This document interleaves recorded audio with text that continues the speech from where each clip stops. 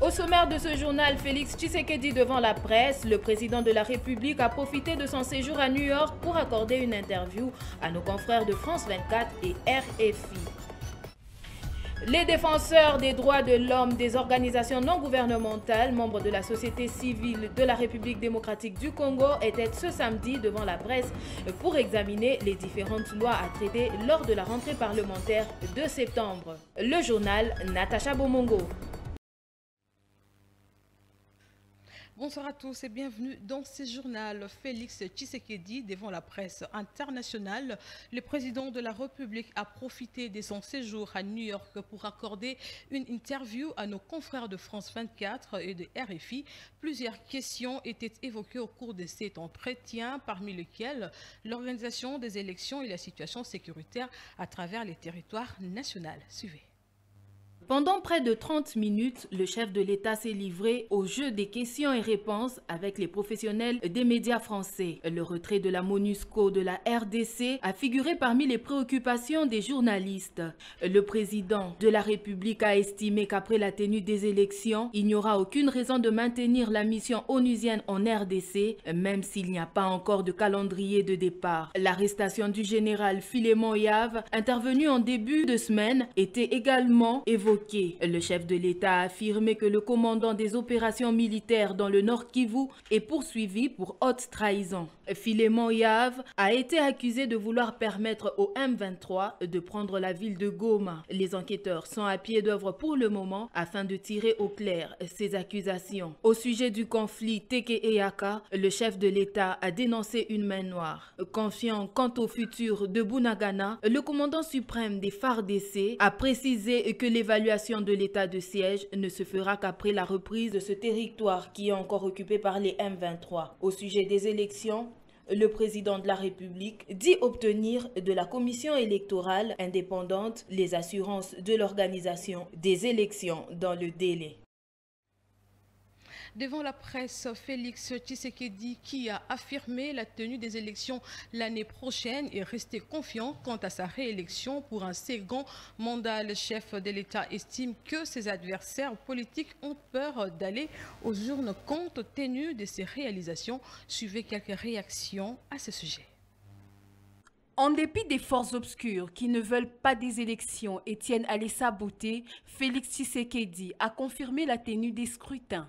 Le chef de l'État ne va pas par le dos de la cuillère pour confirmer sa réélection. Confiant de son bilan, Félix Tshisekedi estime que ses adversaires politiques ont peur des élections compte tenu de ses réalisations devant le premier mandat. Il y a des forces obscures en République démocratique du Congo qui ne veulent pas de ces élections. Si vous voyez ce qui se passe par exemple à l'Ouest aujourd'hui, qui ressemble presque comme deux gouttes d'eau aux violences qu'on voit à l'Est. Dans le Maï-Dombé. Ben voilà, donc c'est clair. Mais il n'y a pas de calendrier. Il y a une main noire qui veut saboter. Le calendrier viendra, ce n'est pas le calendrier qui... On est à plus d'un an encore des élections, c'est pas le calendrier qui va faire les élections, ce sont les électeurs, il faut les enrôler, il faut voilà, c'est ça qui est plus important pour moi. Le calendrier, on peut le faire... en dernier lieu, en dernière minute. Face à cette situation, Papi Diosso de l'Union Sacrée appuie les affirmations du chef de l'État sur la tenue des élections en 2023. Oui, exactement. Les élections auront bel et bien lieu dans un délai constitutionnel. Et le président de la République a pris sa fonction pour dire il va aussi mettre un coup de bâton pour que le ministre des Finances puisse décaisser l'argent qui est destiné à la tenue de ces élections pour que, en 2023, nous aurons des élections dignes, crédibles et transparentes. D'après Bruno Mimbenga, de Nouvel Élan, les affirmations du chef de l'État ne sont pas rassurantes. Je ne crois pas au dire de M. Félix parce que, en regardant les enjeux politiques sur la question des élections, je ne vois pas devant moi les élections en 2023 parce que jusqu'à preuve du contraire, nous n'avons pas passé par les enrôlements, les kits électoraux ne sont pas encore disponibles.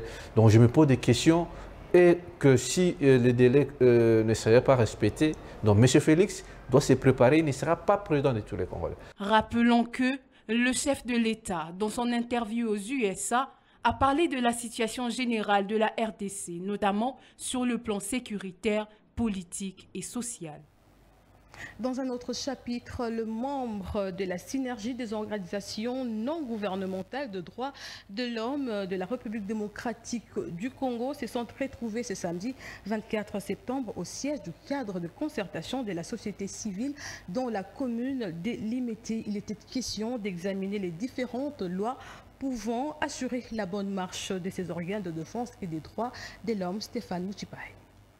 Les défenseurs des droits de l'homme, des organisations non gouvernementales membres de la société civile de la République démocratique du Congo étaient en réunion ce samedi 24 septembre pour examiner les différentes lois à traiter lors de la session parlementaire de septembre concernant la Commission des droits de l'homme telle que proposée par le président de l'Assemblée nationale à l'ouverture de la session. Déclaration de la synergie des organisations non gouvernementales, des défenseurs des droits de l'homme, membres du groupe thématique justice et droits humains du cadre des concertations nationales de la société civile en RDC. Après avoir suivi le calendrier de la session parlementaire de septembre tel qu'il est rendu public le 15 septembre 2022, lors de la rentrée parlementaire, notamment à son point 1 et 2 concernant la Commission des droits de l'homme, s'est réuni en ce jour au siège du cadre de concertation nationale de la société civile en RDC pour examiner 1. La loi organique numéro 13/011 du 21 mars 2013 portant institution, organisation et fonctionnement de la Commission nationale des droits de l'homme. 2. Des exigences légales sur le remplacement de la représentante femme à la Commission nationale des droits de l'homme. 3.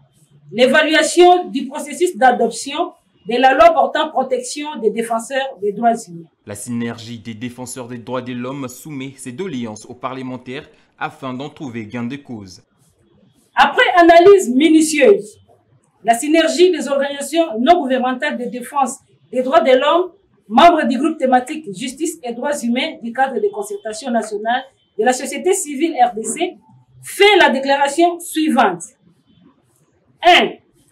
Demande aux deux chambres du Parlement de procéder de toute urgence à l'examen et l'adoption de la proposition de la loi organique portant modification de la loi numéro 13/011 du 21 mars 2013, la Commission nationale des droits de l'homme, institution d'appui à la démocratie au cours de cette session parlementaire.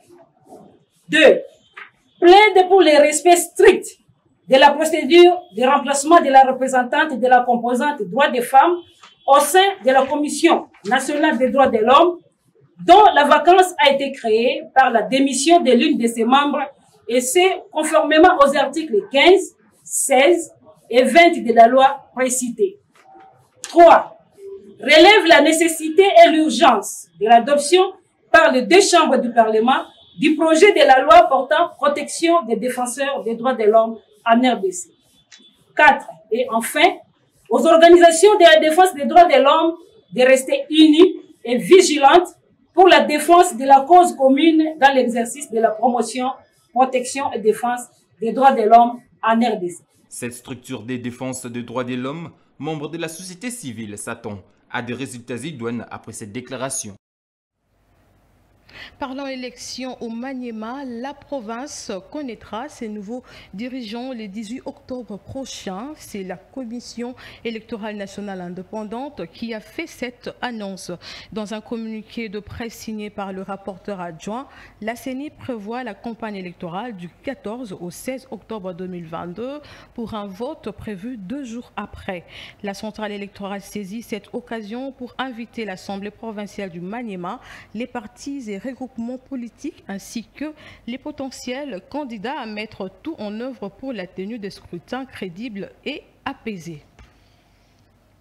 Affaire policier Saddam et Koulouna, le commissaire provincial de la police ville de Kinshasa, Sylvain Kasongo, a félicité la bravoure de Saddam, policier qui avait tiré sur un Koulouna alors que ce dernier le menaçait avec une machette dans une vidéo devenue virale sur la toile. Sylvain Kasongo a par ailleurs mis en garde les policiers Saddam qui s'est fait passer pour une star. Stéphanie Pagna. Le policier n'est pas une star. Nous avons notre éthique. Si le policier fait un acte de bravoure, on va l'appeler à la parade devant les autres. Je lui ai interdit de passer sur les réseaux sociaux et c'est devenu comme du populisme. Je lui ai interdit cela. S'il continue avec ses histoires, il sera arrêté. Sadam Ibanda, puisque c'est de lui qu'il s'agit, et cette nouvelle star des réseaux sociaux, veut tirer sur un Koulouna, sauvant ainsi la vie à un paisible citoyen. Considéré comme un héros, à cause de cet acte applaudi par plusieurs personnes, la police, quant à elle, a félicité et interpellé sérieusement le policier. Il s'y est de savoir que la police nationale congolaise déploie jour et nuit tous ses moyens afin que la population congolaise, et celle de Kinshasa en particulier, soit sécurisée. Et c'est dans la même optique que la police nationale congolaise s'est engagée dans l'opération Zéro délinquant en vue de mettre fin à la psychose que créent les Koulouna. Autre actualité, une rencontre entre le bourgmestre de la commune de Kalamou et ses collaborateurs a eu lieu le vendredi dans la salle médiathèque dans la même municipalité. La communication du bourgmestre et l'évaluation de travaux d'assainissement étaient à l'ordre du jour de cette réunion convoquée par Jean-Claude Kadima. Au sujet du premier point, Jean-Claude Kadima a informé ses interlocuteurs de retour en force du phénomène Koulouna dans la commune de Kalamou. À propos de l'assainissement, Jean-Claude Kadima a recueilli les avis de quelques chefs de quartier sur la démolition de constructions anarchiques le long de l'avenue Université. Cette réunion, qui a été élargie aux chefs de quartier, a connu la participation du colonel chargé des opérations de la FUNA. Les langues des signes nous unissent. C'est le thème de la Journée internationale de langue des signes célébrée le 23 septembre dans le cadre de la Semaine internationale de sourds. À l'occasion de cette célébration, Jemima Wanja est descendue au village Bondeko, une école de sourds et malentendants, pour palper du doigt les réalités de cette institution. Suivez. Au village Bondeko Libanga de la commune de Kinshasa, les personnels de cette école s'activent pour encadrer les enfants vivant avec handicap auditif, notamment les sourds et les malentendants. La directrice Chantal Matumona nous fait le point sur l'utilité de la langue des signes. Nous prenons en charge les enfants vivant avec handicap auditif. Ce sont des sourds, comme Nima appelait les sourds. Les enseignements se font comme ça se passe dans les écoles ordinaires, en fait. Il n'y a pas de différence. L'unique problème qu'ils ont, c'est le fait de ne pas entendre. Donc, nous avons cette branche que nous appelons la langue des signes. Nous avons aussi la branche que nous appelons la lecture labiale. La lecture labiale qui aide nos enfants à pouvoir décoder le message à travers le lèvre de l'interlocuteur. Un enfant qui a un handicap auditif n'apprend pratiquement pas grand-chose au niveau de la famille. En marge de cette journée, Chantal Matumona nous explique que tout signe a une signification. Je m'appelle Maman Chantal. Je suis directrice au village Bondeko, Libanga, dans la commune de Kinshasa. Cette journée serait une occasion de sensibiliser l'opinion publique sur l'importance des langues des signes afin de protéger et de soutenir l'identité linguistique et la diversité culturelle de toutes les personnes sourdes et malentendantes, ainsi qu'à l'ensemble des personnes qui utilisent la langue des signes. En santé, coronavirus, le bout de tunnel est en vue. En tout cas, c'est ce que pense l'Organisation mondiale de la santé.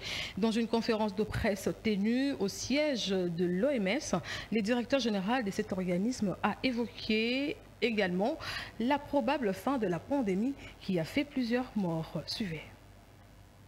La fin de la pandémie de coronavirus est en vue, mais nous n'y sommes pas encore, a rassuré le directeur général de l'Organisation mondiale de la santé. Nous n'avons jamais été dans une meilleure position pour mettre fin à la pandémie de Covid-19. La fin est à la portée de main, dixit le patron de l'OMS. Tedros Adhanom a comparé la pandémie de coronavirus à un long tunnel sombre dont la lumière est maintenant en vue. Mais a-t-il aussi prévenu que le tunnel est encore long et semé d'embûches? Cette déclaration de numéro 1 de l'Organisation mondiale de la santé coïncide avec celle de Joe Biden.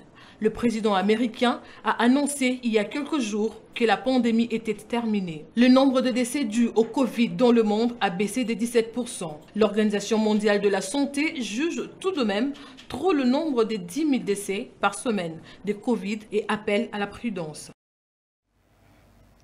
Voilà, comprenez, c'est la fin de ce journal. Mais avant de boucler complètement, je ne manquerai pas de souhaiter un très bon anniversaire à ma mère, Georgette Nabenanga, qui totalise 70 ans. Et surtout, merci également à Jemima Wanja, chef d'édition, à la prise de vue, King Kaboya. Je vous retrouve le lundi pour la continuité de l'actualité sur Tosungana Télévision. Entre-temps, bon week-end chez vous. Au revoir.